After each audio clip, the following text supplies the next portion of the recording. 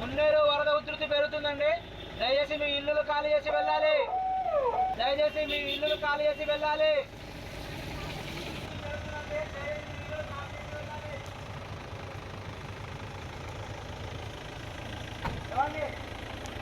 దయచేసి అందరూ వినండి. మున్నేరు వరద ఉధృతి పెరుగుతుంది. అందరూ మీ ఇల్లులు ఖాళీ చేసి మీ రిహాబ్ సెంటర్కి వెళ్ళండి. దయచేసి వరద ఉధృతి బాగా పెరుగుతుంది కాబట్టి అందరూ ఇల్లు ఖాళీ చేయాలి. ఉధృతి పెరుగుతుందండి. దయచేసి అందరూ ఇల్లు ఖాళీ చేసి వెళ్ళాలి.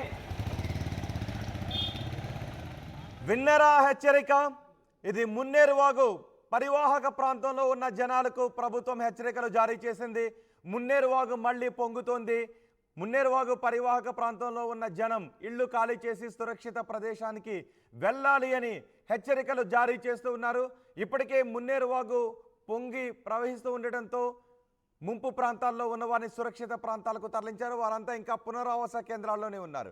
ఇప్పుడు మరోసారి మున్నేరు వాగు పొంగుతోంది. జనం సురక్షిత ప్రాంతాలకు వెళ్ళండి, ఇల్లు ఖాళీ చేసి సురక్షిత ప్రాంతాలకు వెళ్ళండి అని అధికారులు అక్కడ అనౌన్స్ చేస్తున్న దృశ్యాలు ఇప్పుడు మీరు ఆర్టీవీ స్క్రీన్ పైన చూస్తున్నారు.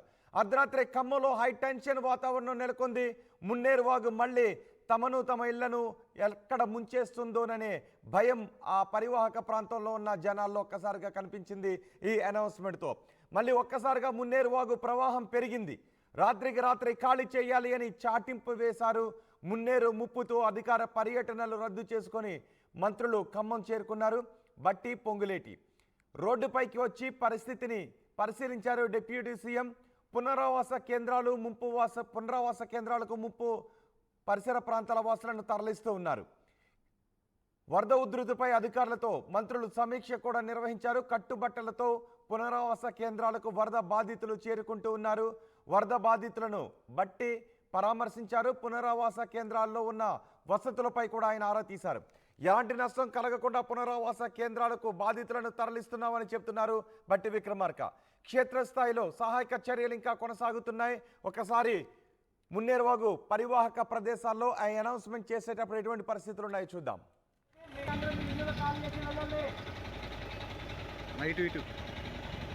మున్నేరు వరద ఉధృతి పెరుగుతుందండి. దయచేసి మీ ఇల్లులు ఖాళీ చేసి వెళ్ళాలి. దయచేసి మీ ఇల్లులు ఖాళీ చేసి వెళ్ళాలి.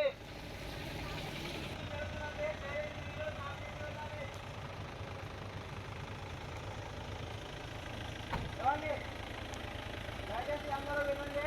మున్నేరు వరద ఉధృతి పెరుగుతుంది. అందరూ మీ ఇల్లులు ఖాళీ చేసి మీ రిహాబ్ సెంటర్కి వెళ్ళండి.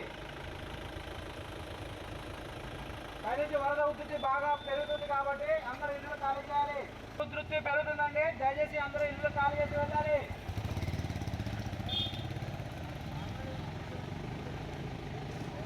అందరూ వినండి. త్వరగా అందరూ ఖాళీ చేసి వెళ్ళాలి. మున్నేరు వరద ఉధృతి పెరుగుతుంది. పైనుంచి వాటర్ ఫ్లోయింగ్ ఎక్కువ ఉంది. దయచేసి వినండి. అందరూ మీ ఇల్లు ఖాళీ చేసి వెళ్ళాలి. మున్నేరు వరద ఉధృతి పెరుగుతుంది. అందరూ మీ ఇల్లు ఖాళీ చేసి వెళ్ళండి. మున్నేరు వరద ఉధృతి పెరుగుతుందండి. ప్రస్తుతం మున్నేరు వాగు పరివాహక ప్రాంతాల్లో ఎటువంటి పరిస్థితులు ఉన్నాయో మా ప్రతినిధి ఉదయ్ అందిస్తారు. ఉదయ్.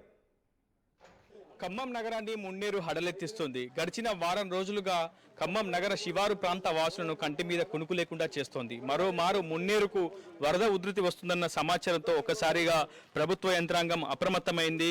మున్నేరు వరద ఉధృతి కారణంగా పరివాహక ప్రాంతాల్లో ఉన్నటువంటి నివాసం ఉన్నటువంటి ప్రజలందరినీ కూడా ఖాళీ చేయాలని ఇప్పటికే అధికార యంత్రాంగం ఆదేశాలు జారీ చేస్తోంది. ప్రస్తుతం వాడవాడలా ప్రచారం నిర్వహిస్తూ నిరాశ్రయులైనటువంటి వ్యక్తులందరినీ కూడా మరోమారు ముంపు ప్రాంత వాసులందరినీ కూడా పునరావాస కేంద్రాలకు తరలి వెళ్లాలని ఆదేశించడంతో ఒక్కసారిగా మున్నేరు ప్రాంత వాసుల్లో మరోమారు అలజడి ఆందోళనే దర్శనమిస్తున్నాయి. ప్రస్తుతం మున్నేరు వరద ఉధృతి 9.2 అడుగులు ఉన్నట్లు మనకు సమాచారం అయితే అందుతుంది. ఇది మరింత ఉధృతి ప్రవాహం మరింత పెరిగే అవకాశం ఉంది.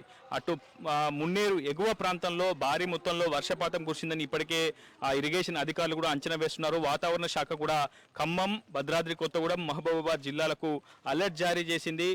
రాబోయే 12 గంటల్లో భారీ నుంచి అతి భారీ వర్షపాతం నమోదయ్యే అవకాశం ఉందన్న నేపథ్యంలో ప్రభుత్వానికి ఇప్పటికే సూచనలు కూడా జారీ చేసింది. దీంతో రాష్ట్ర ప్రభుత్వం అప్రమత్తమైంది. ఇప్పటికే డిప్యూటీ సీఎం బట్టి విక్రమార్క హుటాహుటిన తన అధికారిక పర్యటనలన్నింటినీ రద్దు చేసుకొని నేరుగా ఖమ్మం రాబోతున్నారు. మరోవైపు రెవెన్యూ శాఖ, విపత్తు నిర్వహణ శాఖ మంత్రి పొంగులేటి శ్రీనివాసరెడ్డి కూడా ఖమ్మం చేరుకోబోతున్నారు. దీంతో పూర్తి స్థాయిలో సహాయక చర్యలను ముమ్మరం చేసేందుకు, మరోమారు పునరావాస కేంద్రాలను రీఓపెన్ చేసేందుకు ఇప్పటికే ప్రభుత్వం నిర్ణయం తీసుకుంది. అయితే ప్రధానంగా మున్నేరు కుడి ఎడమ పరివాహక ప్రాంతాల్లో ఉన్నటువంటి లోతట్టు ప్రాంత వాసుల్లో చాలా పెద్ద ఎత్తున ఆందోళన వ్యక్తమవుతుంది.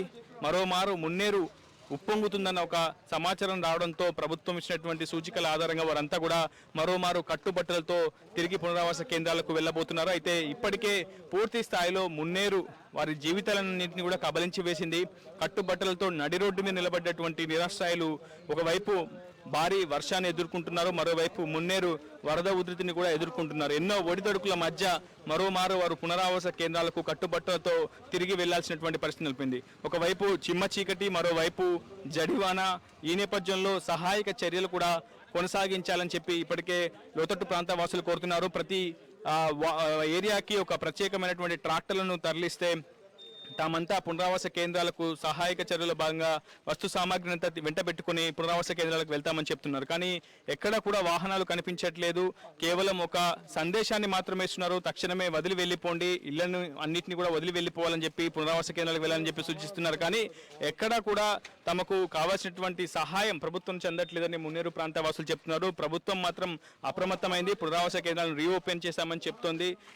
ఎక్కడికక్కడ వాహనాలను ఏర్పాటు చేసుకొని ఆ కాలనీ వాసులంతా కూడా పునరావాస కేంద్రాలకు వెళ్లేందుకైతే ప్రస్తుతం పయనమవుతున్నటువంటి పరిస్థితి కనిపిస్తుంది. ప్రస్తుతం మనం ఈ ప్రాంత వాసులు కూడా ఉన్నారు, వారితో కూడా మాట్లాడిద్దాం. బాబాయ్, అసలు ఏంటి పరిస్థితి? దాదాపు వారం రోజులుగా ఇక్కడ నిద్ర లేదు మీ అందరికీ. పునరావాస కేంద్రాలను తల్లాచుకున్నారు. ఒకవైపు తినడానికి తిండి, కట్టుకోవడానికి బట్ట కూడా దూరమైనటువంటి సందర్భం గతంలో కనిపించింది.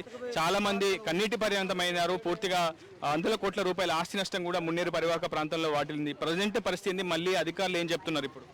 ఏం చెప్తారు? ఇప్పుడు ఏమి లేదు, ఉండదు లేదు, మొత్తం పోయింది. బట్టలు పోయినాయి, ఇవన్నీ పోయినాయి. మొత్తం ఖాళీ మనుషులే ఉన్నావు, ఇల్లు వాకిలే ఉంది. అసలు ఏమీ లేదు. ఏం చెప్తారో ఏం చేస్తారో మాకు ఏం తెలవటం లేదు. అసలు మా అమ్మ ఏంటి పరిస్థితి? ఇక్కడ ఉన్నటువంటి పరిస్థితి ఏంటి? ఏముంది సార్, ఇక వర్షాల వల్ల ఈ వరద పెరిగింది. మున్నేరు ఇగో పరిస్థితి ఇట్లుంది. మొన్నటి వరకు చేసిన పనులే ఇంతవరకు కాలేదు. మళ్ళా ఇప్పుడు ఇదే పరిస్థితి, ఏమీ లేదు, అన్నీ వెళ్ళిపోయినాయి, మొత్తం పోయినాయి సార్. ఏం లేవు అసలు, అంతా ఆగం ఆగం వచ్చింది సార్. ఇప్పుడు అధికారులు ఏం చెప్తున్నారమ్మా? మళ్ళీ మున్నేరు వస్తుందని చెప్తున్నారు కదా, మీరు సంసిద్ధం అవుతున్నారా? అయినా ఎటు పోవాలి సార్? ఎక్కడికి వెళ్ళాలి మరి? సంసిద్ధమైనా ఎక్కడికి వెళ్ళాలి? మేము ఏం చేయాలి? ఎక్కడ ఇప్పుడు సడన్గా వెళ్ళాలంటే ఎటు వెళ్ళాలి?